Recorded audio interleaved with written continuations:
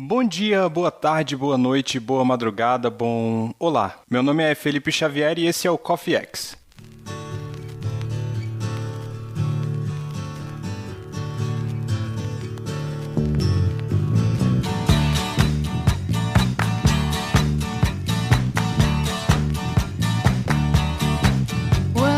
Esse é o primeiro episódio de uma série especial sobre diretores que eu comecei aqui no Coffee X e eu decidi começar com um dos melhores diretores que existem, na minha opinião, pelo menos, o senhor Quentin Tarantino. E para isso eu convidei alguns amigos aqui que são fãs dele também. E vamos lá, eu chamei os pupileiros, a galera lá do Pupilas em Brasas. Vamos começar então, Adriano Toledo. E aí, galera, ouvintes do Coffee X, aqui é Adriano Toledo do Pupilas em Brasas. Estamos aí honrados com esse pedido do especialíssimo. Vai cantar trilha sonora do Tarantino hoje, Adriano? Todas. Você pode esperar no mínimo uma música por filme. E, em segundo lugar aqui, mas dizem que o nível de importância é o mais inacessível de todos aqui, Leonardo Agrelos. Fala aí, Léo. Muito bem, galera. Aqui é o Léo Agrelos e Felipe. Cara, esse podcast devia começar mais ou menos assim, ó. Felipe, o host. Adriano, o nerd. Mito, o professor. Essa entrada é maravilhosa, cara. A gente não pode se chamar de Mr. Pink, Mr. Brown, Mr... Vamos estabelecer pseudônimos aqui, já no início? A gente já estabelece só pra chamar ele aí também, que é um cara que já participou aqui do Coffee X pra falar de filme, pra falar de Oscar. Esse é Tênis Verde, né? Então, Nito Xavier, fala aí, Nito. Opa, Nito Xavier, e ó, eu já tenho o meu codinome, Nito Xavier. Mano. Me procurem, pode vir atrás.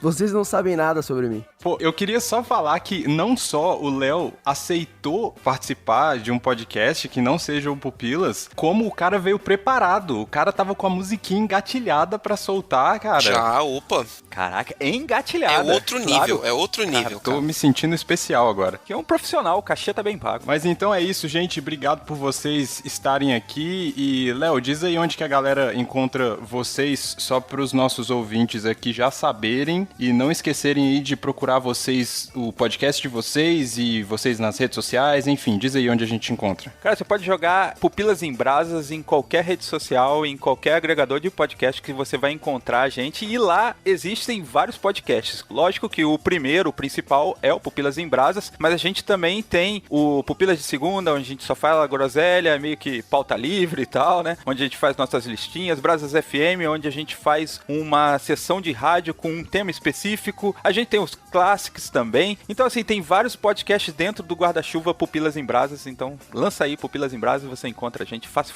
E diferente do que muitas pessoas pensam, nós não somos um podcast sobre cannabis, tá? Eu pensei em falar isso. Já me perguntaram. Ia ser muito bom, né, cara? Mas não que o assunto seja evitado, né? Quem sabe um dia, dependendo. Como fazer o seu grow indoor? É isso aí, gente. A gente vai para um intervalo aqui. Meu podcast tem intervalo, hein, gente? A gente vai para um intervalo e a gente já volta com o Tarantino.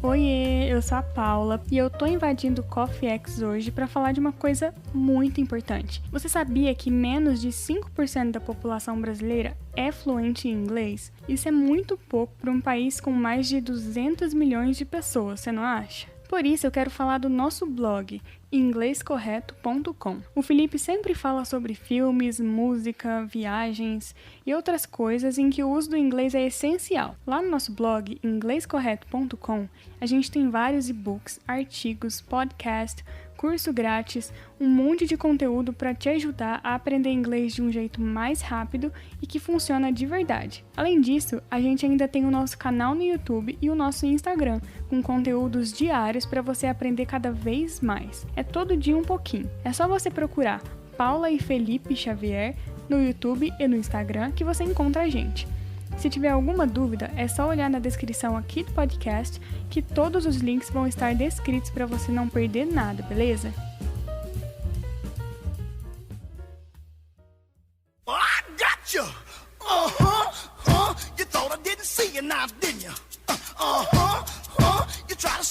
me now, didn't you? Now give me what you promised me. Give it here, come on!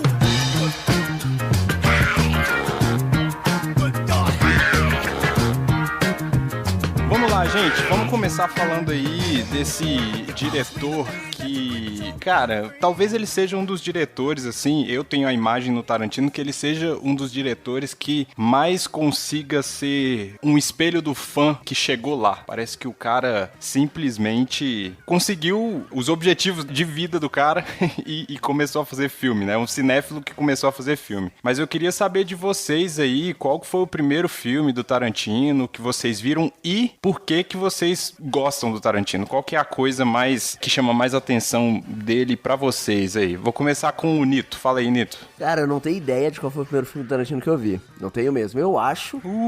Poser! Não, eu acho que deve ter sido Pulp Fiction, não foi tão né? marcante assim pro Nito, olha aí. Não, eu acho que pra todo mundo deve ser Pulp Fiction. Eu acho. Não, pra mim eu tenho certeza que não foi. Eu tenho 34 anos, então, cara, ó, só pra você ter ideia, eu tenho 34 anos e na minha fase infância e adolescência eu via qualquer filme, tá ligado? Então, eu era o cara que tinha a carteirinha adicional da locadora, porque minha irmã tinha a carteirinha da locadora e eu era aquele vagabundo que fazia nada o dia todo. Então, eu era o cara que podia lá alugar. E aí o carinha da locadora era gente fina, então se o filme fosse velho, ele deixava eu ir lá, aí eu assistia, eu podia voltar lá com a fita e pegar outro, tá ligado? Ele deixava fazer isso. E eu assistia os velhos, aqueles que ninguém tava vendo e tal, eu gostava de pegar esses daí. Então, provavelmente, em uma dessas, eu devo ter assistido Tarantino pela primeira vez. Provavelmente foi Pulp Fiction. E por que eu gosto de Tarantino? Cara, eu acho ele versátil demais, cara. Pra mim, os melhores filmes dele... Talvez Pulp Fiction seja o melhor filme dele pra mim. Mas pra mim ele só se tornou um grande diretor depois. Porque você vê que ele consegue fazer muita coisa diferente. Por mais que ele entrega já, tipo, baitas filmes, assim, os primeiros dele já são muito bons, ele consegue fazer várias coisas depois. Você fala, opa, esse cara, ele é versátil, mas ao mesmo tempo que é tudo diferente, é tudo igual, entendeu? Os filmes, assim. Tem a assinatura dele em todos, mesmo entregando coisas diferentes. Ô, Felipe, eu posso levantar um questionamento aqui, Por cara? favor. Ó, o cara querendo ser host... Não, por favor. A mania. O Nito, ele foi por um lado aí, cara, que eu fiquei pensando assim, né? Porque a gente tem mais ou menos a mesma idade, né? Então, é muita coisa gente, você tá falando, o Felipe deve ser mais novo, bem mais novo. Felipe é mais novo? Pô, a gente tem 34, Felipe tem quanto? Tá, não, todos vocês têm 34, é isso? Não, tá nessa média aí. Acho que sim. Eu não tenho 30 ainda, né? Eu tenho 28. Aí, ó. Nossa, é um jovem mancebo. Mas assim, o que eu quero dizer é o seguinte, muita gente dessa nossa geração, assim, carrega alguns traços que facilitam o apego com o Quentin Tarantino, que no caso do Nito, ele falou das locadoras, né? E era mais fácil você ir na locadora alugar filmes meio trash, porque eles eram mais baratos. Exato. E porque tava sempre disponível, e o lançamento nunca tava. Enquanto o lançamento, vamos dizer, era R$10, aí era 3 por 10 um filme zoado, né? Um filme trash. E o Tarantino tem muito desse trash, né? Tem muito desse negócio de, tipo, parece que você tá assistindo alguma coisa meio antigona, meio zoada, assim, meio feito de qualquer jeito e tal. E eu acho que, pra mim, acaba me familiarizando mais com ele, torna mais fácil gostar dos filmes do Tarantino pela minha idade. Aí eu queria saber quem é mais novo aí, Felipe tá mentindo a idade. E aí você pode dizer, Felipe, pra gente aí o que você sente, né, cara? Porque pra mim é assim, eu vejo Tarantino, eu lembro de muito desses filmes antigos, né? Porque faz parte da minha infância, foi essa construção. Eu acho que o primeiro filme que eu vi do Tarantino também foi o Pulp Fiction, e eu acho que o que me chamou a atenção foi justamente, talvez isso que você fala um pouco, Léo, que é a parada do trash, mas tem, acho que 2 ou 3 coisas que talvez me chamou muita atenção no Pulp Fiction, que é a coisa que eu acho que é clichê, todo mundo sabe que é o jeito dele contar a história, que não é linear, mas a violência crua dele e aquela violência que você não tá esperando. Ele simplesmente tem 2 pessoas conversando e alguém atira. E aí você fala, não, peraí, eu tava prestando atenção no diálogo ali e de repente o cara tomou um tiro, sabe? Essa crueza do Tarantino, essa parada do tipo assim, o mundano, sabe? Você tá aqui, acontece tipo uma pessoa comum, mais traficante, sei lá, o do crime, e aí acontece do nada uma coisa que você tá tá, tipo, você não tá esperando. Então, não sei, eu acho que talvez o primeiro filme do Tarantino que eu vi foi o Pulp Fiction, eu devia ter, sei lá, uns 14, 15 anos. Pra mim, a violência chamava muita atenção, né? A violência pela violência, por causa do... Adolescente tem isso, né? Que precisa desse momento da vida, precisa de violência, precisa ver... Hoje em dia, a gente espera isso nos filmes do Tarantino, que é igual o Nito falou, né? Que existem certas coisas que a gente já espera em todo e qualquer filme do Tarantino. Só que o cara consegue ser muito versátil, entregando os mesmos elementos, ele consegue ser muito diferente ainda. Acho que isso é incrível no cara. Peraí, você falou da questão do diálogo e de repente algo acontece, que eu acho que a genialidade dele é, tipo, a gente tem diálogos de criminoso em filme. Um criminoso, ele fala de crime. A menininha fala do cara. O Tarantino vai colocar um criminoso conversando sobre hambúrguer, tá ligado? Porque as pessoas falam sobre qualquer coisa, entendeu? As pessoas conversam sobre outras coisas além daquilo que... Além de contar o plano que ela vai fazer, né? Então, o criminoso não vai falar só de crime. Eu acho que isso é genial. É muito louco pegar esse negócio do mundano, né, e você trazer pra tela do cinema, né? Porque, assim, é uma discussão que você poderia ter no dia a dia, né? Tô lá trabalhando e tal, com os meus colegas ali de serviço, e aí, entre um serviço e outro, eu tô ali trocando uma ideia sobre uma parada que eu vi na rua antes de vir pro serviço, né? E a forma que ele constrói isso daí é muito legal. E também você pode pegar, por mais que, na minha opinião, né, os diálogos eles sejam meio que, parece que são um recorte que tá fora, assim, ele, dentro do próprio assunto que eles estão comentando, vai apresentando os personagens. Isso que é muito louco, né? Porque, assim, a reação que eles vão tendo em uma história que não tem nada a ver com a história do filme, já vai mostrando as características dos personagens. É o estudo de personagem que ele faz, né? Ele introduz os personagens através dessas conversas, que eu fico imaginando que provavelmente boa parte delas deve ser coisa que ele mesmo deve ter tido na vida, ou na lendária fase de balconista de locadora dele, né? Que todo mundo conta a lenda. Não sei nem se é verdade isso aí. Posso estar aqui proliferando uma lenda urbana, um fake news aqui, de que o Tarantino era um... rato de locadora. Eu não sei, cara. Aí o ouvinte do Coffee X muito provavelmente vai estar esperto aí pra me desbancar ou não, mas nesse tempo aí, muito provavelmente ele deve ter tido esses tipos de conversa que ele colocou nos filmes, principalmente esses do início, né? Tipo, o negócio do Like a Virgin, o Royal with Cheese, essas conversas clássicas, assim, que você fica pensando, de onde que tirou, cara? E o negócio do eu não acredito em gorjeta lá, Don't Believe in Chips do primeiro filme também, do Cães de Aluguel. Cara, certeza que ele deve ter conhecido alguém, cara, que não dava gorjeta de jeito nenhum, e que ele deve ter tido essa treta do povo julgando e falando, mano, tem que dar, coitado, não ganha nada. Certamente. Então, e olha só que interessante, assim, quando você tá falando justamente da primeira cena do Cães de Aluguel, que em Portugal tem um nome muito melhor, que é chamado Cães Danados. Eu prefiro esse. Gostei, cara, Tô gostei. Com esse, muito bom. Vamos com esse. Cães Danados, que na primeira cena você vê falando sobre essa questão da gorjeta, e aí ele vai estabelecendo a criação dos personagens, assim, a construção dos personagens. Você tem o cara que tá infiltrado, ele tem a prática do good guy, cara, de ser mesmo o cara que vai dar a gorjeta e tal. Então, assim, mesmo ele fingindo ali, já tem a construção de que ele é o cara, ele é o good guy, entendeu? Coisa que só vai ser revelado lá na frente. Sim, e é um filme de assalto que não tem um assalto. Os caras perdem muito mais tempo discutindo, pelo menos mostra, né? Muito mais tempo os caras discutindo a música da Madonna e a questão da gorjeta. De repente, tipo, o assalto já passou e a única coisa que você tem é aquele diálogo inicial pra tentar falar assim, mano, qual daqueles caras que estavam na mesa, que é o cara, o traíra, né? Tipo, você fala, puta que doideira. E aí você tem isso, né? O cara, lá no começo, ele já tava dando a gorjeta. Você vê que é um filme com, basicamente, sei lá, 2 ou 3 locações, meu. O filme se passa basicamente inteiro dentro do galpão, cara. Deve ter custado muito pouco, meu. Ele deve ter gastado só o dinheiro do elenco mesmo. Filme inteiro no galpão. O cara, o traíra, estava o tempo inteiro jogado no chão. Jogos Mortais. Pode crer. Caraca. Mas a gente entrou já em vários aspectos aqui que a gente vai se aprofundar mais um pouquinho, e o Adriano e o Léo não responderam o primeiro filme Tarantino que eles viram. Olha, pra mim, certamente foi Kill Bill, porque eu considero, na verdade, o Kill Bill como um divisor de águas na carreira do Tarantino, porque eu acho que o Kill Bill foi o responsável pelo Tarantino sair daquela bolha, que até então ele era um nicho, né?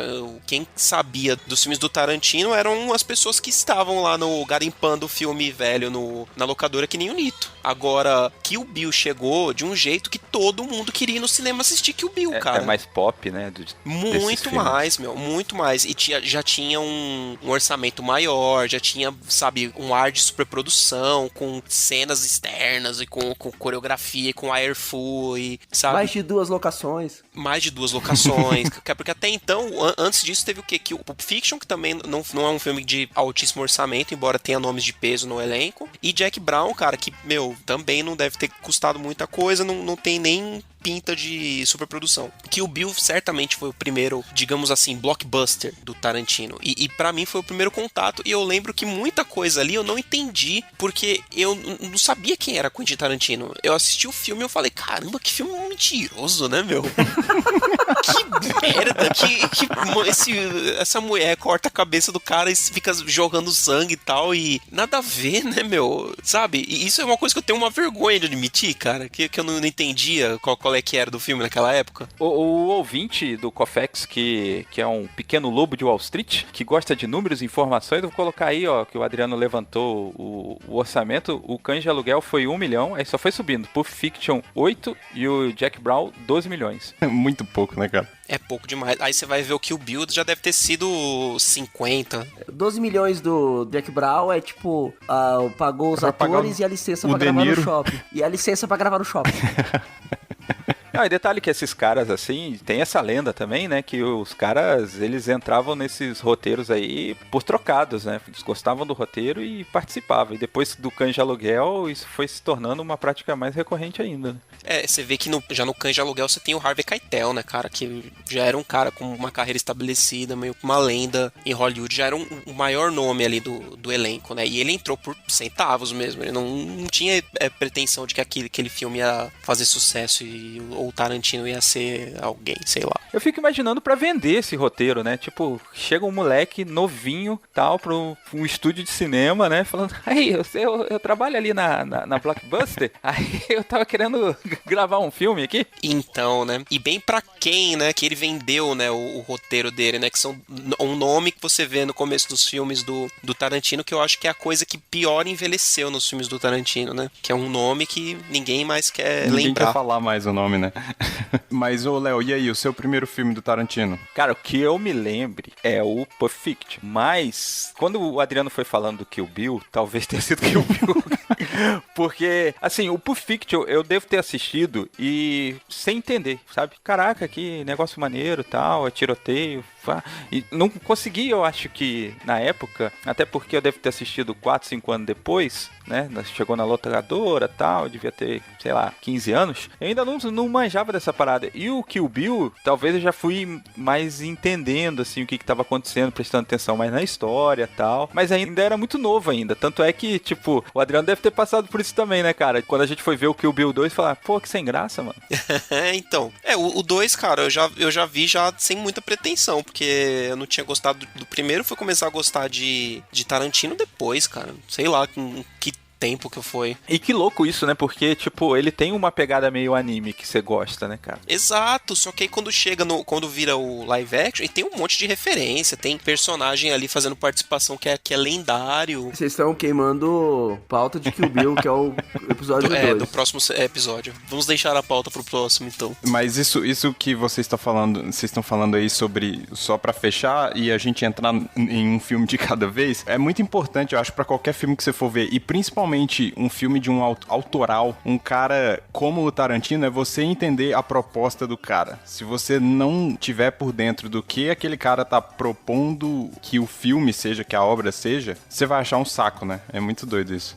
Só queria explicar pra galera que a gente tá dedicando esse começo aqui, falando meio que de tudo, assim, misturando todos os filmes, mas cada episódio, nós vamos ter 3 episódios e a gente dividiu aí a carreira do Tarantino entre 3 partes, né? A gente tem, nesse primeiro episódio, a gente vai falar dos 3 primeiros filmes dele, que são o Cães de Aluguel, Pulp Fiction e Jack Brown. E aí, a gente vai ter mais 2 episódios pra falar dos respectivos filmes.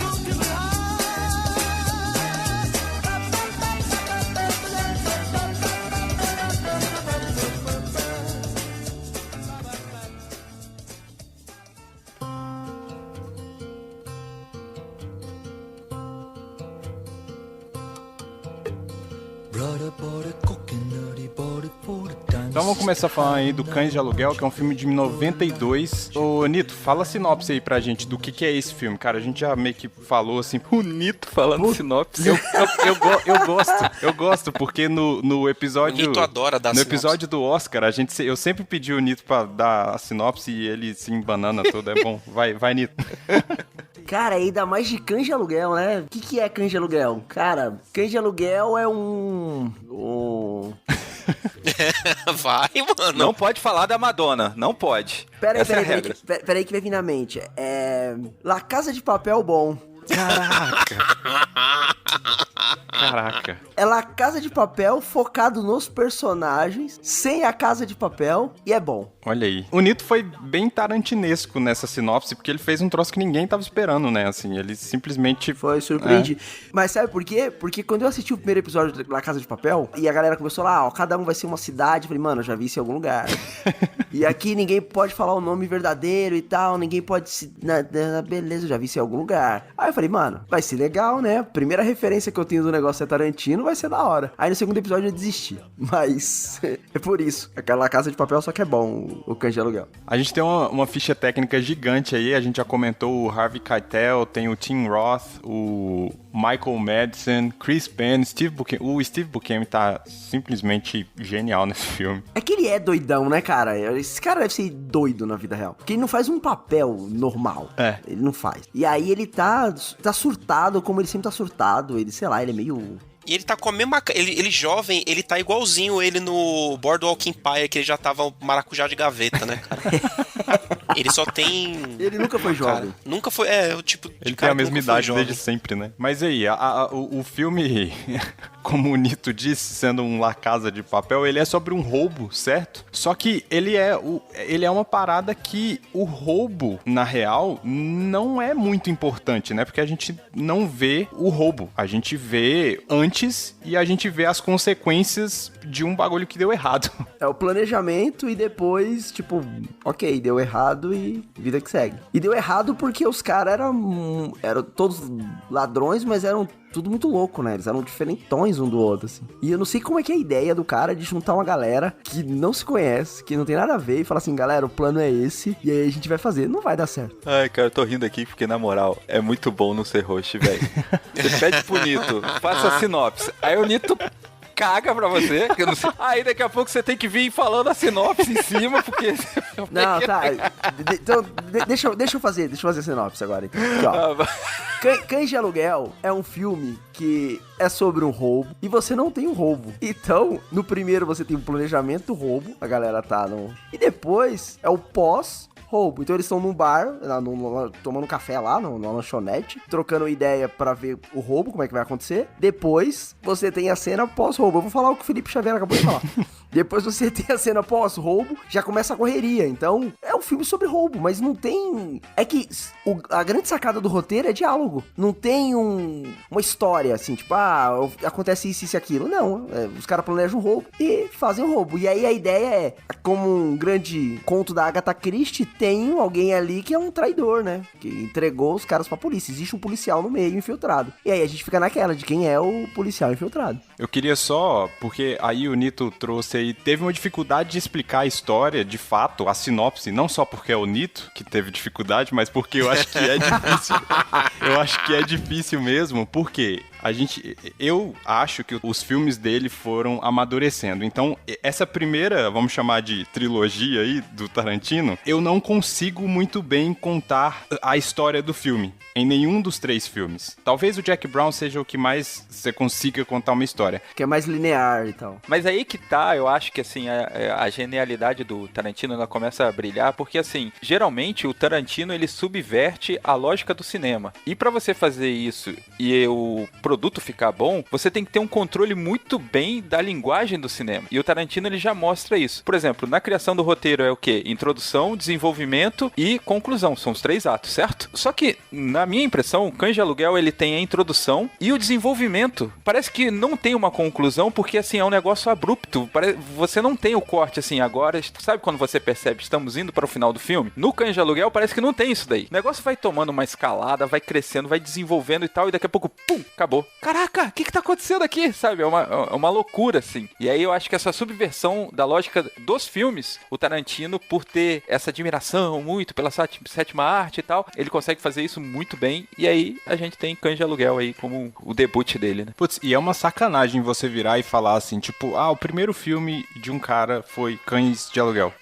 É meio errado, né, cara? Porque não é muito normal o cara começar o primeiro filme e ser, tipo, uma parada incrível, né? E eu acho que isso vai muito disso que você tá falando, Léo, que é pro cara quebrar as regras, ele precisa conhecê-las muito bem, né? Mas é porque também o cara não tem filme ruim, né? Tanto é isso que recentemente eu vi um filme com a Capitã Marvel, o Free Fire. Não sei se você já ouviu, não sei como que Isso é ficou. jogo. É game. Isso é de celular, joguinho de celular dos meus alunos. Eu já vi. Eu acho que em português ele é O Tiroteio, uma parada assim, mas chama... O Tiroteio, eu acho que é isso. É com ela e o carinha lá que faz o espantalho na trilogia do Nolan, do Batman. Esqueci o nome dele. Então, nesse filme, eles tentam fazer um Cães de Aluguel. Você que assistiu, Felipe, não sei se você concorda, mas assim, eles tentam ir por um lugar, aí o filme passa todo num galpão, tal, aí fica naquele clima, tem algumas coisas que são meio cômicas, eles tentam fazer um diálogo meio que nada a ver e tal, mas o diretor e roteirista, que eu não sei o nome deles, parece não ter o controle, não saber o que estão fazendo. Parece que eles queriam fazer, vamos fazer o nosso Cães de Aluguel aqui, e ficou uma bosta. Só que eu acho que eles focam, Léo, na ação, porque o filme tem bem mais ação, por exemplo, do que o Cães de Aluguel. Ah, sim, mas eu quero dizer assim, a construção,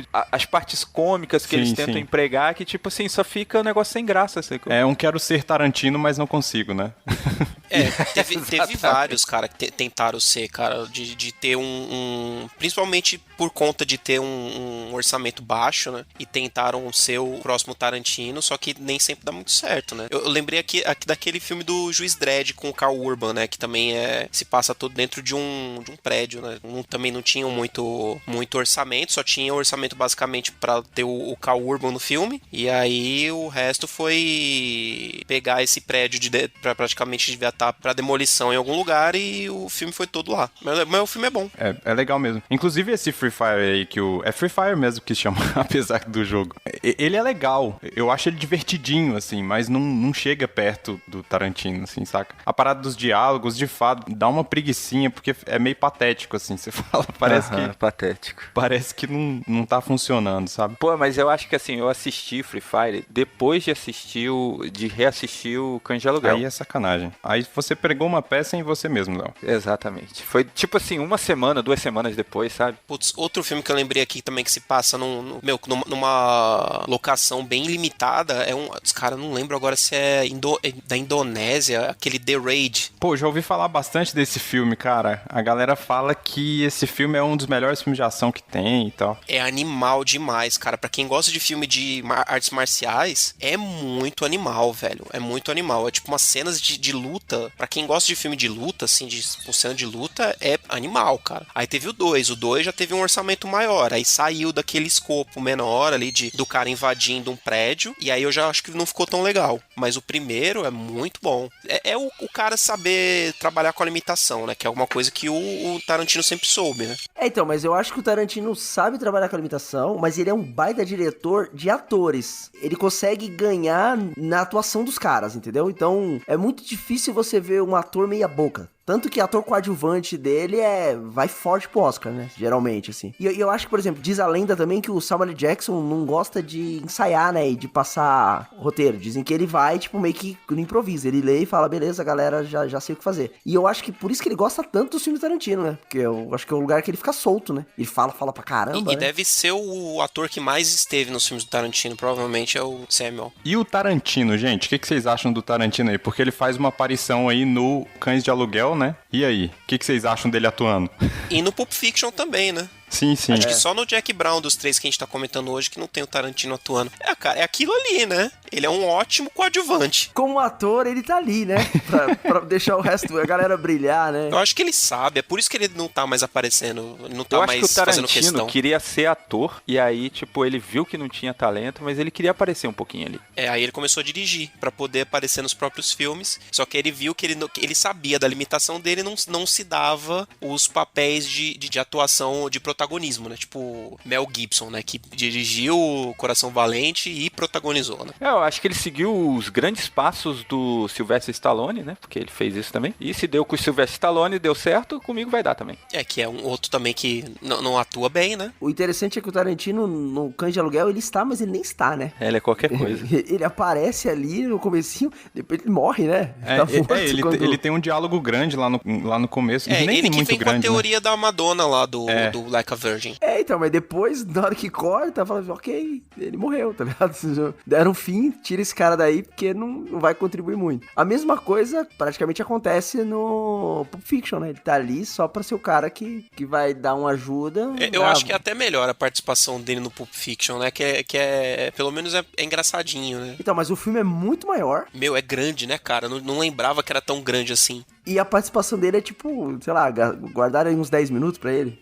Acho que é por aí, porque ele tem todo um ato ali com eles, né? Sim, é quando aparece o personagem do Harvey Keitel também, que é maravilhoso, no Pulp Fiction, Mr. Wolf. Mas voltando pro Cães de Aluguel, tem alguma coisa que vocês não gostam no Cães de Aluguel? Caraca. Boa pergunta, é porque cara. tudo tem que ser relevado ali, né? Tipo, é o primeiro filme do cara, é um filme de baixo orçamento. Eu não sei se tem algo que eu não gosto no filme. Eu não sei, eu acho que o personagem do Harvey Keitel é o Mr. White, né? Eu não sei, cara. Eu acho que ele não desconfiar do personagem do Tim Roth em momento nenhum é muito estranho, cara. Mas assim, até aí você tem meio que uma justificativa, né, cara? Porque ele tava Que ele buscando... tomou uma bala. Sei eu lá, acho cara. O filho dele meio bobão, tá ligado? Talvez. O filho do cara é meio bobão. É o Jonah Hill do começo dos anos 90. Jonah Hill? Cara, eu assistindo esse filme, eu fiquei pensando, eu até pausei e comentei com a Nina. Meu, esse cara, se Cães de Aluguel tivesse sido feito hoje, ele seria o Jonah Hill, certamente. Mas você falou aí, eu também me incomodo um pouco com esse personagem, principalmente porque é pra ele ser o filho de um cara que tecnicamente é o manda-chuva ali, é o cara que ele resolve e ele é meio idiota, assim, né? Ele não é só insuportável, ele é meio idiota. Mas eu acho que na cena do escritório ele é muito idiota. Mas no final, meio que mostra assim, talvez se que ele tá cair mais sério, né? Se a máfia aí, se o esquema cair na mão dele, ele vai saber lidar, entendeu? Ali ele tá um pouco mais sério. Mas eu acho que dá aquela ideia de, encontrou um amigo e tal, e aí ele é meio bobão, uma beguinha, sabe? Fica tipo, mano, que idiota esse cara aí. Mas eu acho que no final ele dá uma redimida. Eu acho estranho também eles terem tanta confiança, darem tanta moral lá pro Michael Madsen, pro Mr. Blonde, e ele é um psicopata, né, cara? Não, mano, mas ele é o cara que segurou e nunca aguentou ninguém. Depois quando o cara fala moral, assim, pô, você tá falando que ele, o cara que, puxou cadeia, nunca aguentou ninguém, vai aguentar agora? Por isso que os caras tá dando moral pra esse psicopata. O problema não foi ter ele ter caguetado, o problema foi ele ter aberto fogo na parada e ter zoado o plano de todo mundo, né? Tá, faz sentido. Confiar que ia dar certo com ele, né? Que é um cara estouradão que ia fazer merda. Faz sentido. Vocês conseguem dar notinha aí, de 0 a 5? Pro Cães de Aluguel? A 5? De 0 a 5? Cara, eu dou 5. Dentro do contexto, tá? Então, mas quando chegar no melhor filme do Tarantino, você vai dar Exato. quanto? Vou dar 5 também, porque vai ser em um outro contexto. É difícil, meu, você... Porque aí, a minha cabeça, quando eu vou dar nota pros filmes do Tarantino, eu tenho a régua Tarantino. Eu falo, qual que é o melhor filme do Tarantino? É 5, e aí esse... Aí você vai tirando, né? Cara, eu sou professor. Aí eu pego o moleque, no mínimo, no 6º ano. Se você pega um Cães de Aluguel no 6º ano, amigão, é 10 pra ele. Como aqui só vai até 5, é 5. Meu, pensando nisso, que é o primeiro filme que o cara dirigiu, meu. É maravilhoso. Ele tirou leite de pedra ali, cara. A cena do Michael Madsen lá com o policial na cadeira, a tortura, cara, é né? um negócio... Cara, é um negócio que te dá um desconforto. E a música tocando de fundo, cara. Stuck in the middle with you, mano. Putz, é mesmo. Não, e quando chega no galpão, pra mim muda a questão da filmagem, cara. A câmera tá sempre... Tipo, os caras tá trocando ideia lá, se lavando, a câmera tá no corredor, tá ligado? Tipo... cara, se a gente for falar de técnica de filmagem aqui, a gente vai ficar um tempinho. Se a nota máxima é 5... Eu vou de 5. Aí vai ser difícil, né? Porque assim, vai rolar um déjà vu o tempo todo nesse programa quando a gente for falar nos outros filmes. Aí o Felipe só precisa recortar aqui e jogar lá no outro. Eu espero que o ouvinte entenda, né? Que a gente é muito fã de Tarantino. Não, e que a gente não tá falando que Cães de Aluguel é um filme perfeito, o melhor filme que a gente já viu. Não é isso. É que dentro do contexto, assim, tipo, pô, o primeiro filme do cara, a técnica, os diálogos, o que ele consegue fazer com os atores ali, o que ele consegue fazer de tensão pra você, o corte da orelha, sabe? Toda essa parada, cara, eu dou 5 por isso, entendeu? Lógico que tem filme melhor do Tarantino. Tem filme melhor que não é do Tarantino. Mas esse filme, dentro desse contexto, é 5. Então é 5 a nota média de todo mundo aqui? Acho que sim, cara. Cara, eu Não, tenho o Léo vai... Eu tenho um pouquinho de dificuldade porque, assim, tem um filme lá na frente, que eu acho que a gente vai comentar em outro podcast, que pra mim é o Cães de Aluguel melhorado. É do próprio Tarantino, a gente vai comentar lá na frente. E você vê que o Tarantino, ele evoluiu. Mas quantos anos depois? Então, eu tô tentando fazer esse negócio aí de contextualização que você tá me propondo, Nilton, mas tá difícil, cara. Não, pô, 90 e tanto. Pensa que o cara, acabou de sair do anonimato, velho. E pensa o seguinte, o que tinha quando saiu Cães de Aluguel com a temática e com a técnica de Cães de Aluguel? Pensa, vou jogar aqui na minha memória aqui, filmes 1992, rapidamente pra ver. Na minha memória, o que tem? Batman, o Retorno, cara. Puta, mas a sua memória mergulhou no esgoto e nadou abraçada, né? Não, mas a gente tá falando de um filme que pode ser considerado quase um filme B, cara. Então, nessa época aí, sem você saber sobre o cara, sobre o diretor, com certeza você iria considerar como um filme B. Porque é um cara que ninguém conhece, meu. Exato. E aí, por exemplo, eu imagino que o cara que assistiu e falou, vamos ver esse filme aí desse cara. Colocou pra assistir. Mano, eu duvido que esse cara terminou o filme e falou assim, bem meia boca. Não terminou, velho. No mesmo ano teve A Força em Alerta com Steven Seagal. Compara. Ok. Aí a gente vai ter que dobrar a nota, aí 5 não cobre mais, cara. Não atende. Aí vai pra 12, sei lá. Tá bom, 5. Não. Pode discordar. Seria interessante achar um outro ponto. Não, cara, eu acho que é esse caminho mesmo, assim, porque o que torna alguém um bom vendedor? Tipo assim, vender, você trabalha vendendo motos. É fácil vender uma Honda, entendeu? Todo mundo tem uma Bis, todo mundo quer ter uma Honda, né, cara? É um negócio que se vende. Agora, tu pegar um cara e o cara ir lá vender a Dafra e vender bem... E o que eu quero dizer com isso daí? Que, cara, o Tarantino, ele pegou uma história que, se você for pegar o recorte da história, é meio, assim, boba, né? Eles vão lá, assaltam, dá errado, e é isso o filme. Até a gente teve dificuldade de vender o filme, assim, ao fazer a sinopse, né? Principalmente o Nito. E aí que entra o 5, né, cara? Porque ele vende uma história meia boca e ele transforma num filme maneiro pra caramba que você se apega, né? Você fica até o final no filme. Então é 5 mesmo. É uma história que não era nem pra ter chamado tanta atenção, cara, porque primeiro, quando você, nessa época principalmente, você vai ver um filme, você não quer ver as coisas dando errado. Você tá indo ver um filme, você quer que os protagonistas se deem bem, né? Por mais que sejam bandidos, né? Embora outros caras também fizeram coisas parecidas antes, sei lá. É só isso. E mesmo o carinha que seria o bom moço, se lascou também. Sim. É só isso que eu queria, antes de partir pro próximo filme, convencer o Léo de que é 5 de 5, cara. Não, agora você tá falando de sinopse, impossível fazer a sinopse de Pulp Fiction. Porque pra você fazer a sinopse de Pulp Fiction, você tem que falar, mas a sinopse da história é de quem? Pois é.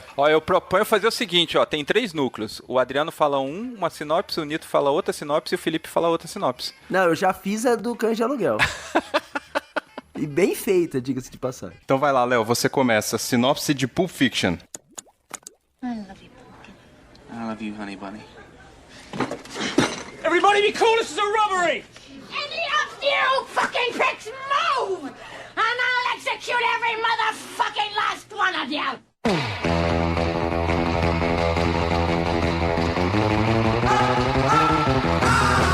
Qual núcleo você vai escolher? Joguei aí já. Putz, cara, de Pulp Fiction é muito difícil, velho.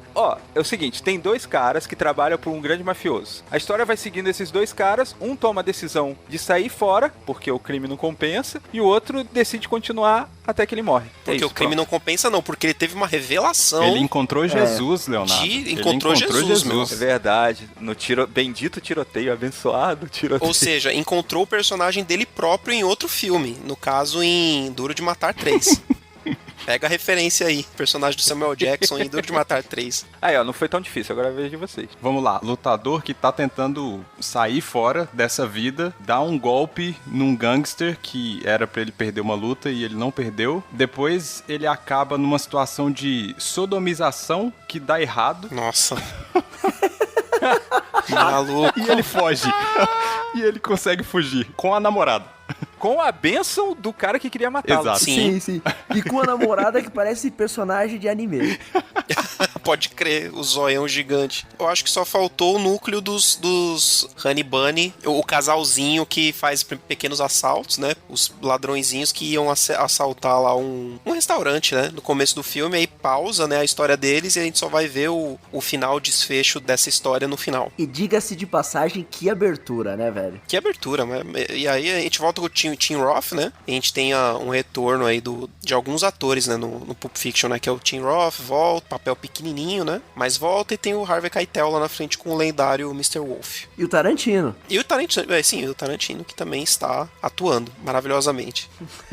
Cara, vocês comentaram, porque aí sim, esse foi o primeiro filme que eu assisti do Tarantino. E eu me lembro que eu assisti ele na escola de inglês, quando eu fazia inglês com 14, 15 anos, sei lá. E aí eu acho que a minha professora era dessas que era fã de Tarantino, não se preocupava com a idade dos alunos, e alguém contou pra ela, você tem que passar um filme pra essa galera. E aí ela foi, não consultou ninguém se importava também, e ela passou o Pulp Fiction pra gente. O filme que o maluco estoura a cabeça do outro no banco de trás, né? Ah, mas podia ser pior, ela podia gostar de Lars von Trier. Que bom que não. Mas se você focar nos diálogos, poxa, tem tudo a ver com a aula de inglês. Não, concordo, só que eu tinha 14 anos, só... Aprender a falar como que se pede um quarter pounder na França. Mas, cara, vocês têm algum momento preferido desse filme, do Pulp Fiction? Porque, igual a gente falou, né? É difícil você achar uma linha narrativa, porque a gente tem várias histórias que são contadas não em uma parada linear, e essas histórias, elas vão se misturando, e uma vai complementando a outra, um quebra-cabeça muito louco. Uma cena que é a abertura, depois tá lá no final, que é um troço que aconteceu na metade do filme. É muito louco. Vocês têm algum momento, assim? Eu acho que talvez seja o jeito mais fácil a gente falar de momentos do filme do que da linearidade que não existe nele, né? A discussão sobre o pé, pra mim, é a melhor coisa do filme. Pra mim é essa cena inteira, desde o começo do carro, lá do Royale e Cheese, lá até o final do apartamento, que tem um monte de frase clássica do Samuel Jackson, essa sequência é absurda, é. Não, essa é tem várias, cara. Vale tem um monte curta. de coisa. Se você recortar essa parte, já vale um curta-metragem. Um monte, cara. Did I break your concentration? English, motherfucker, do you speak it? Meu, tem um monte, cara. Não, então. Say what again? Say what again? I dare you, I double dare you, motherfucker. Caraca, fez igualzinho. Fez mesmo, cara. Eu tô aqui, atuação. Oscar pro Adriano. Cara, eu queria decorar, meu, todas elas. Inclusive o verso de Ezequiel. Você não fez inglês no onde o Felipe fez? Eu devia ter feito. Decorou. Inclusive o verso de Ezequiel que não tem na Bíblia. Isso é maravilhoso, cara. Filha da mãe. And you know that I am the Lord. Ai, cara. É maravilhoso porque eu acho que um dos momentos que eu mais gosto no filme, tem todos esses que são clássicos e tal, mas o momento final que eles estão ali com o casal, na lanchonete e tal, e aí ele começa a conversar com o personagem do Tim Roth, com a arma apontada pra ele, e o cara, ele tem uma calma pra construir a situação, pra explicar, que ele fala, cara, hoje eu tive, em outro momento, eu faria outra coisa, mas eu tive eu tô tentando melhorar e tal, e o cara vai explicar com a arma apontada e a mulher do cara, tipo, louca, sem saber o que fazer. Cara, velho, e assim, eu acho que aquele momento é um momento que o Tarantino consegue construir uma tensão depois de muitas entregas que ele já fez durante o filme inteiro, de grandes momentos, né? Pra quem está assistindo o filme pela primeira vez, pensa, meu, acabou o filme, né, cara? Não tem mais nada. E aí ele tem te mais coloca nada lá em do cima filme. de novo, né? Sim, e o filme termina assim. É assim que termina o filme, né? Não lembro agora. É ele saindo da lanchonete com a roupa lá, com bermudinha, chinelo e enfim. Meio que só volta pra falar assim, beleza, o John Travolta morreu, mas o que aconteceu com o Samuel Jackson? E a maleta, né? E o raio da maleta, que ninguém sabe o que tem dentro. Mas tem teorias sobre isso. Tem, porque a gente vê também uma ligação entre os dois filmes, né? Que no primeiro filme você tem o personagem do Michael Madsen, que é o Vic Veiga, e aqui a gente vê o personagem do nosso queridíssimo John Travolta aí, que é o Vincent Veiga. Ou seja, eles são irmãos? Muito provavelmente o mais aceito por toda a comunidade tarantinesca. Comunidade das teorias, né? Das teorias tarantinescas é que eles são irmãos, né? Ou mais que irmãos, brothers. Mas o Tarantino fala que ele tinha um lance de fazer um prequel dos irmãos, né? É que agora já era, né? Entrou água porque os caras estão muito velhos, né? Não, aí dá pra pegar quem é o ator que parece o John Travolta hoje em dia, podia ser. Se bem que hoje fazer aquelas técnicas de rejuvenescimento já era, né? Aí vai ficar caro, hein? Aí é um filme carinho. Aí ele vai... É bom ele conversar com o Scorsese lá, pra pegar a mesma empresa e tal. Você faz um preço mais barato. Então, porque no irlandês tem pão de filme, né, que usou essa técnica. O Pulp Fiction, talvez ele seja o segundo filme, na verdade, o último filme do Tarantino, que, apesar que a gente só falou 2, mas eu acho que depois desse, o Tarantino já muda, porque a gente vai entrar no próximo, que a gente tem coisas do Tarantino ali, mas talvez ele seja muito mais diferente desses dois, com a assinatura do Tarantino. Ainda assim, eu acho que no Pulp Fiction o Tarantino tá no seu momento de meio que exacerbar tudo, né? Então, o filme é sangrento pra caramba, o filme tem diálogo pra caramba, então tudo é muito no filme, saca? Nesses dois filmes. Eu acho que nos outros filmes é o que o Tarantino, talvez não no Kill Bill, porque o Kill Bill também é uma ode a várias coisas, mas aqui parece que o Tarantino tava com o exagerômetro dele lá em cima, assim, e ele põe intensidade em todos esses aspectos que são Tarantino. Eu acho que o Pulp Fiction, ele é muito a alma de tudo que o Tarantino gosta de colocar em seus filmes, só que tudo tá aqui, sabe? É o filme que todas as assinaturas do Tarantino estão aqui, e depois aí os outros filmes que vêm depois, ele tem a assinatura dele, mas não são todas, sabe? Não sei se eu fui muito confuso, mas... Sim. Você diria que o Pulp Fiction é o filme do Tarantino por excelência? Sim. Apesar de não ser o meu filme favorito do Tarantino, mas eu acho que sim, cara. Acho que sim. O que você tá falando, cara, eu acho que tem um lance de, tipo... Acho que ele ficou tão empolgado de fazer um segundo filme que ele queria colocar muito do que ele tinha lá dentro dele pra fora. Vai que não me deixam fazer outro, né? E aí, por isso que eu acho que, assim, você tá corretíssimo, concordo com você. A essência dele tá tudo ali. E isso é refletido, como vocês falaram, né, em cada parte ali. Parece um pequeno curta, daria pra ser um pequeno curta mesmo. Que você tem esses recortes, assim. É ele empregando toda a sua narrativa, todo o seu talento jogado ali. E eu acho que depois acontece assim, eu acho que ele consegue direcionar, talvez, melhor o talento dele pra narrativa do filme. Não sei se é justo falar isso, mas a impressão que eu tenho é essa, assim. Você vê, por exemplo, deixa eu pegar um filme que tá bem mais pra frente, Bastardos Inglórios. Você vê que é um filme, tecnicamente, muito bem apurado, né, cara? Então você vê o talento dele sendo jogado ali. Agora ele tá meio que ali sem filtro, sabe?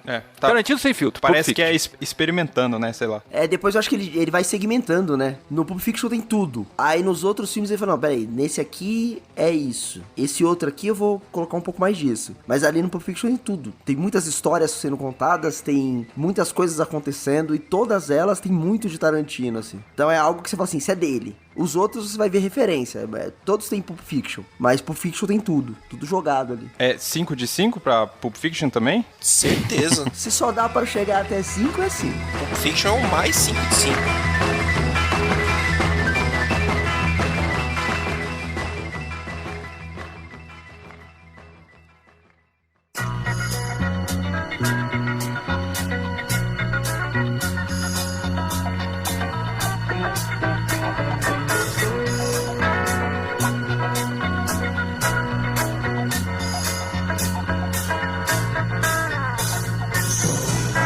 É isso aí, vamos pro último filme desse episódio, que é o Jackie Brown, que é o filme que eu menos lembrava, assim, do Tarantino. Eu acho que talvez ele tenha sido um dos últimos filmes que eu vi do Tarantino, mas eu não lembrava muito bem dele. A gente tem o Cães de Aluguel, que é de 92, Pulp Fiction 94 e agora Jackie Brown de 97. Léo, traz a sinopse aí pra gente do Jackie Brown. Cara, a sinopse do Jackie Brown conta a história de uma mulher que ela se envolve com um traficante e ela fica meio que trazendo o dinheiro do traficante do México, porque ela trabalha como aeromoça, e aí ela fica trazendo o dinheiro dele do México para os Estados Unidos. E aí tem toda uma confusão sobre porque o traficante, que é o Samuel L. Jackson, ele quer zerar a conta bancária dele no México. Então ele quer pegar todo o dinheiro. E é aí que ela decide dar o golpe. E é uma grana alta que ele tem, né? O $500 mil, né? Que na época era toda um dinheiro a economia bom. da vida dele. Deixa eu fazer uma pergunta aí que eu tenho certeza que vocês sabem.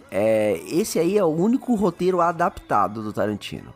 Ele adaptou de onde? Cara, eu acho que é livro. Ah, tá. E eu acho que pra mim é o filme que eu acho menos bom dele. Assim, eu não tô falando que é ruim. Pra mim continua sendo um filmão. Assim, Eu já gosto queria muito. tirar essa pergunta da frente, que era se esse era se poderia ser considerado o pior filme dele, se aqui dá pra usar o adjetivo pior, mas o Nito classificou bem, o menos bom. Eu já vi gente colocando ele como o melhor filme do Tarantino. Você tá não, maluco? para. Não, ok, sei lá, questão de vai ver o cara viu algo ali a mais, sei lá. Não, eu conheço gente que não gostou de alguns dos últimos aí, tipo, Era Uma Vez e tal, mas, cara, esse é o que eu acho, porque assim, esse é o que eu acho que tem menos a cara dele. De todos os filmes do Tarantino, esse é o que eu acho que, talvez por não ser realmente um roteiro dele, por ele só ter adaptado o roteiro, pra mim é o que tem menos a cara dele.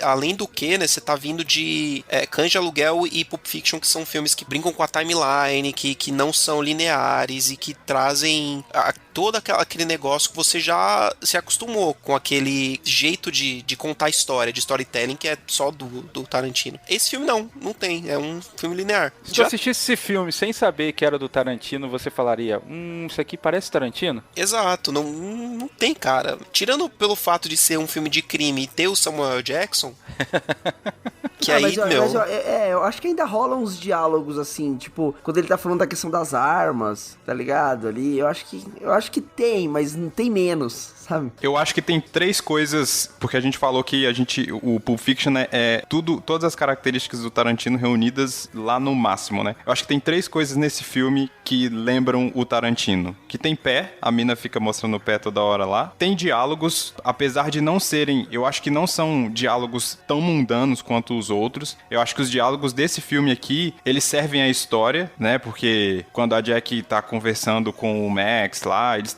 estão se conhecendo, eles estão contando história e tal. Talvez os mais aleatórios são quando o Samuel L. Jackson tá conversando com o De Niro e tal. E a crueza da violência quando tem, né? No final que o Robert De Niro dá um tiro na menina que você não tá esperando. Você fala, eita! Sim. Quê? E na sequência ele toma um tiro também que você falou, opa. Exato. Eu acho que são as três coisas desse filme que marcam, assim, Tarantino esteve aqui. Acho que tem outra também, né? Que é a questão do Tarantino, ele gosta muito de homenagear ou até aproveitar mesmo o talento de atores que estavam meio que no esquecimento, né? E ele fez isso em outros filmes também, mas, cara, a Pam Grier, ela era uma clássica atriz de Blaxploitation, né, cara? Dos filmes lá da década de 70 de Blaxploitation. E aí o Tarantino traz ela no papel principal nesse filme, cara. E ela manda muito bem, né, cara? Porque ela além dela estar fazendo o papel da Jackie Brown, a própria Jackie Brown, ela faz papéis diferentes dentro do filme, né? Ela mente pra um, mente pra outro, enfim, ela manipula várias pessoas dentro do filme, né? Acho que aquela cena no final que ela tá sendo interrogada pelos caras depois do golpe e tal, ela entrega uma atuação sensacional, cara. Michael Keaton, eu nem lembrava que tinha um Michael Keaton nesse filme. Eu fiquei levemente chocado também, eu falei, eita, olha só. Eu fiquei chocado com ele e com o tiozinho que vende aspirador de pó lá pro Saul Goodman e pro Heisenberg lá no Breaking Bad também. Ele tá no filme? Ele tá no filme agora? O cara dos bonds lá, da fiança. Sim, putz. É ele. Eu não lembrava dele em Breaking Bad. Eu tô... É ele. Eu tô com Ele é o dificuldade cara do Breaking que. Bad. Ele é o cara que some com o povo no Breaking Bad, meu. Uma coisa que a gente acabou não comentando ainda, né? É a trilha sonora, porque tem trilha sonora aí nesse filme que é maravilhosa, cara. Os 3 filmes já trazem que é uma coisa também, que é outra marca registrada eu ia falar do isso, Tarantino, que é essa atenção que ele dá pra trilha sonora sempre ter coisa antiga, né? De músicas também. No próprio Cães de Aluguel, ele tem uma rádio lá fictícia lá que fica tocando também os clássicos dos anos 70, se eu não me engano, né? E é só música dos anos 70 que toca no Cães de Aluguel, e é só, tipo, sei lá, surf music, é umas coisas assim que na época eram obscuras, e ele também trouxe isso pros filmes, cara, e foi fazendo sucesso. Cara, o povo falando não, porque Guardiões da Galáxia tal, que usou música antiga tal, o Ruka Chaka, já tinha Ruka Chaka no Cães de Aluguel, cara. Mas é que a galera não assistiu Tarantino, né? A galera tá assistindo Filme da Marvel. E tem outra coisa que, tipo, lá no início eu falei que ele gosta de subverter a lógica do cinema, ele também faz isso com a questão das músicas, que como o Adriano acabou de comentar, pô, ele pega uma música que tá relacionada ao surf, e aí você traz pra 2 gangsters, né, velho? Sim, cara. Meu, não tem muito a ver, né, cara? E assim, quando você ouve essa música, eu tava querendo colocar aqui pra surpreender vocês, mas não vai rolar. Peraí, ó. O cara vai dificultar a edição mesmo, né? Quando você ouve essa música aqui, ó, você se imagina em cima de uma prancha de surf? Não, mano. Você imagina Pulp Fiction. O cara consegue reescrever o significado de uma música pra cultura pop. E coisa que Guardiões da Galáxia não faz, entendeu? Cara, porque são muitas... a gente não comentou no Pulp Fiction, mas teve muita música que ficou clássico por causa da cena da dancinha do John Travolta com uma turma. Quando eles chegam em casa também, que ele... Girl... You'll be a woman soon. Sim. Entre outras, cara, várias. Se não tem música boa, cara, acho que deve ter um outro filme do Tarantino que não tem muita música, assim, porque não cabe, né? Os 8 Odiados, por exemplo, não tem onde você enfiar a música ali, porque é um filme, é basicamente um filme que se passa também de novo, né? A gente vai falar na frente quando a gente for falar do filme, mas não tem como se encaixar, né? Mas se dá pra encaixar, ele vai encaixar a música, e só musicão. E o Jack Brown, ele tem muita black music, né? Muito R&B. Você tem Bobby Womack, tem o The Delphonics, né? Então, o Jack Brown é o mais perto que ele passa do Black Exploitation, né? Eu acho que é uma parada que é meio que uma homenagem que ele faz, né? Porque ele curte muito. E sobre coisas que vocês não gostam nesse filme, tem coisa que vocês não gostam? Cara, aquele silêncio, né? Que não tem... Então, aqui cara, tem fã de Tarantino, cara. Não tem nada Eu vou específico. desrespeitar. Ó, Não quero desrespeitá-lo. A não ser que vocês me lembrem alguma coisa, eu não vejo nada que me incomoda, mas ele é como se fosse o Cavaleiro das Trevas ressurge. Depois que você assiste Batman Cavaleiro das Trevas, você vê, olha o outro filme e fala assim, pô, mas não é, né? Tal. Não, mano, Batman Cavaleiro das Trevas ressurge é ruim, Tem cara. Não é uma boa umas brechas, comparação. né? Pera aí, tá, achei outro aqui. Poderoso Chefão 3. Sim, boa. Se não existisse o Poderoso Chefão 2 e o Poderoso Chefão 1, você fala, nossa, que filmaço de máfia. Seria um filme consagrado. Exato. As pessoas iam lembrar, sim. Exato, mas tá numa pegada que você fala assim, então. Por exemplo, você vem de Cães de Aluguel, putz, o primeiro, o cara já faz isso. Aí vai pra Pulp Fiction, nossa, isso é demais. Aí vai pra Jack Brown, é um filmaço. Mas, sabe, eu acho que a expectativa atrapalha ali. E eu acho que aí que eu falo que o Tarantino pra mim se torna um grande diretor, que ele já era em Cães de Aluguel, mais pra frente. Porque, por exemplo, agora eu consigo ver todos os 9 filmes e falar assim, nossa, todos os 9 filmes são muito bons filmes. Mas porque ele entregou Era Uma Vez em Hollywood e me entregou um Jack Brown, entendeu? Se ele tivesse me entregado só Pulp Fiction e Cães de Aluguel, fazendo vários filmes muito iguais, assim, muito parecidos, você fala, beleza, é um cara que faz isso. Só isso. Mas é um cara que consegue entregar todas essas referências em filmes diferenciados. Então, cara, eu não tenho nada, assim, que falar, isso daqui é... talvez a chapinha do Samuel L. Jackson. Ai, a barbinha enroladinha, né, cara? Eu não acho a história tão emocionante e eu não consigo me apegar tanto aos personagens como dos outros. Por exemplo, Cães de Aluguel e Pulp Fiction, se a gente se reunisse e falasse assim, pô, vamos assistir esses dois filmes? Certamente, pô, vamos lá, vamos assistir. O Jack Brown eu já não sinto isso. Entendeu? Aquela vontade de reassistir. Rever, isso é verdade. O problema de Jack Brown é que o Tarantino tinha feito 2 filmes e fez mais 5 depois. Esse é o problema do Jack Brown. Se ele tivesse feito só Jack Brown... Só esse. Mas outra coisa que eu lembrei agora, o Rob De Niro tá meio desvalorizado. Isso que eu ia falar. Tá. Eu acho muito desvalorizado o personagem do De Niro, cara. É o De Niro, né, cara? Podia ter dado um papel bem melhor pra ele. Ele tá mongo, quieto, assim. Colocado, tipo, outra pessoa mais barata, né? Que talvez o filme custasse menos. Exato. Mas no filme do Tarantino, geralmente vai ter um personagem que ele sempre vai estar meio que morno e daqui a pouco ele dá a grande estourada. Que é o ali representado pelo De Niro, que ele dá aquela surtada e mata a menina. Mas isso podia ser qualquer outro cara naquela... Meu, se vai ter o De Niro e ele não vai fazer denirices, cara... Pô, mas ninguém matava o De Niro. Ah, tá. Essa é uma, isso é uma verdade. outra parada. Samuel Jackson matou De Niro. Essa é uma outra parada que surpreende. E, cara, vocês falaram da atriz principal. Putz, cara, eu não curti ela, assim. Eu não comprei o bagulho dela, sacou? Ah, eu gostei. Eu acho que ela tá super bem, né? Eu também acho que ela manda bem. Eu acho que esse filme, ele prova, talvez, ele seja inferior aos outros justamente por ele não ser uma história original do Tarantino, mas, ao mesmo tempo, eu acho que ela prova que o Tarantino consegue adaptar uma parada, entendeu? Pegar uma história que é de outra pessoa e talvez, é porque eu não vou saber, porque eu dei uma pesquisada aqui, é um livro mesmo e é um livro de 92. Então, ele consegue pegar o material original, talvez ser fiel ao conceito e ainda colocar o toque Tarantino dele ali, entendeu? Então acho que, cara, que diretor que consegue fazer isso, sabe? Talvez pra dar voos maiores, né, ele tinha que se provar como, entre aspas, um diretor de aluguel, né? Um cara que vai lá, pega e desenvolve o projeto. Vocês ouviram que poesia nessa frase do Léo? Ele fez referência a vários filmes, né? Ele fala pra alçar voos maiores, a gente tá no Jack Brown aqui, a personagem principal trabalha como que chama a pessoa que trabalha no avião? Aeromoça. E ele falou diretor de aluguel, referindo à primeira película do Tarantino. Então, cara, maravilhoso. Cara, Léo. isso prova que, assim, eu vou dar uma de coach agora, hein? Que a genialidade tá dentro de você, porque eu nem sabia que eu fiz isso. Nem tinha reparado, né, chefe? Então qualquer um pode fazer. Você pode fazer, ouvinte. Não acredite se alguém disser que você não pode. Nunca duvido do seu potencial. Aí entra o Adriano falando, a vida vai te bater e tal. Porque a águia, ela perde.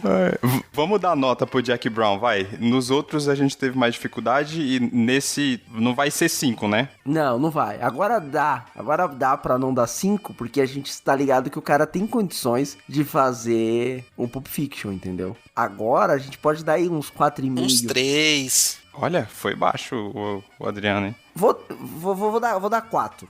Pra mim é 4 também. Pra um filme normal eu vou dar 3,8. 3,8. Agora, pra um filme do Tarantino, vou chocar o mundo. Eu dou 1. Caraca. Você tá de zoeira. Você tá aí só... Você tá aí fazendo um cara da mesa redonda que tá acostumado a discordar da galera só pra... fazer polêmica. Porque na minha época eu comia pão com mortadela. Então, se o ouvinte quiser saber a média do Coffee X aí, bom, faça a média, faça as contas, porque eu não tenho planilha pra fazer isso e sou ruim em matemática. Apesar que nós temos um professor aqui, né? Eu não faço conta fora do horário de trabalho, gente. Não, deixa eu explicar a minha lógica. A minha lógica foi o seguinte, se o primeiro filme do Tarantino, o melhor filme do Tarantino fosse 5, pra mim, Jack Brown, ele estaria, se eu fizesse uma lista entre os 9, ele estaria em último. Então, por isso que eu joguei ele lá embaixo. É por isso que eu joguei 3 também. Porque senão, qual filme que vai ser 4? Se bem que eu acho que eu vou dar 5 pra todos, menos esse. Nos outros episódios também, ó, dando um spoiler aqui dos próximos. Eu joguei esse pra 4, porque eu vou tirar um ponto dele, pra ele aprender a fazer o negócio direito. Vou dar 5 pra todo mundo. O resto é tudo 5, ou então a gente tira só décimos. Tá punindo o Tarantino, né? Um tapinha.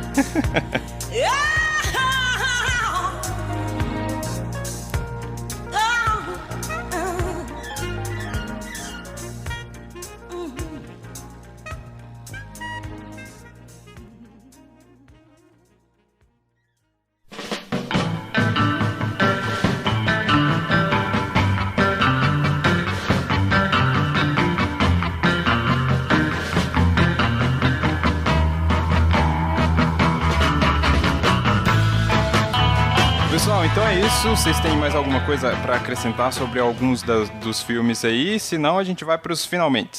A gente poderia ficar mais 3 horas acrescentando coisas aqui, então acho que acho que é Só melhor. desses 3 filmes. O Adriano nem cantou, acho que é melhor fechar logo. Sei lá, cara. O Adriano não cantou, mas o Léo cagou toda a edição aí, hein? Metendo uns áudios, Não, tava aqui aleatórios, sonoplastia. celular aí no meio. Ninguém nunca fez isso, cara. Na história do podcast, ninguém nunca foi no podcast de outra pessoa e deu uma aloprada dessa. Por isso que os caras, por isso que ele não vai. Quando ele vai, ele faz isso, cara. Como é que... Pô, meu. Eu gosto do Spielberg, vamos ver se eu pode chamar. Puta, Spielberg tem muito filme.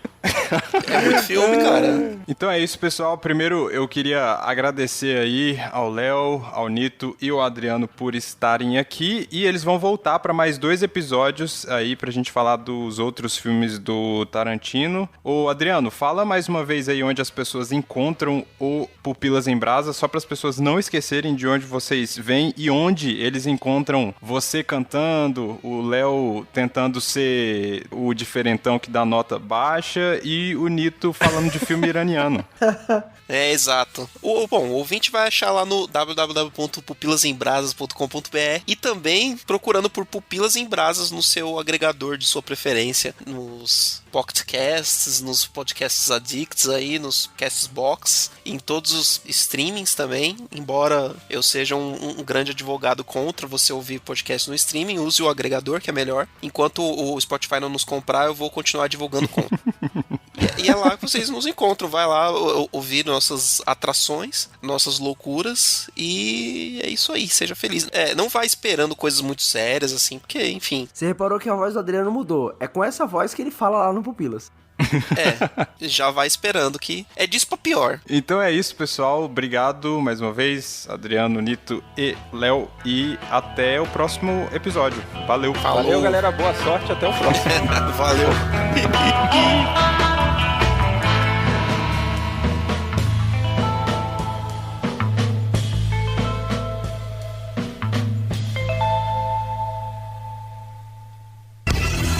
Este podcast foi editado por Orelha, o Estagiário. Edições de podcasts e criação.